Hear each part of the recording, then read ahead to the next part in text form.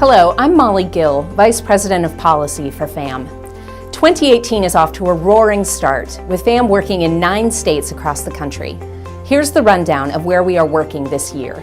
In Arizona, FAMM is doing what we do best, collecting stories of prisoners serving unjust sentences and educating lawmakers about how their sentencing laws have given them the 5th largest prison population in the country.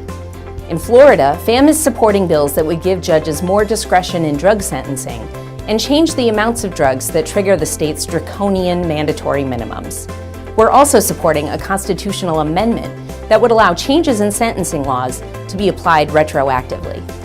In Massachusetts, FAMM is supporting efforts to get a bill with sentencing reforms and a new compassionate release program over the finish line and to the governor's desk.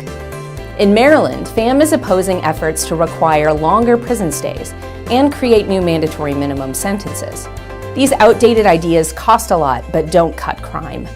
We're also helping juvenile offenders sentenced long ago get a chance at parole. In Missouri, FAMM is supporting 2 bills that would give judges the power to make the punishment fit the crime and the individual in every single case.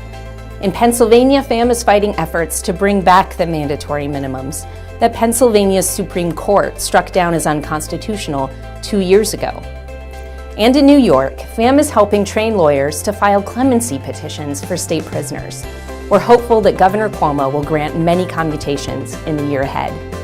Later this year in North Carolina, we will work with lawmakers and a new task force to make the state's opioid sentencing laws more sensible and more focused on drug treatment. And finally, in Tennessee, FAMM is working to narrow the scope of the state's drug-free school zone law. These zones are so big that they cover entire cities and give low-level drug offenders much harsher sentences, even if no children were present during the drug sale. Stay tuned throughout 2018. We will update you about what is happening in these states and our progress. Most of all, thank you for supporting our work everywhere.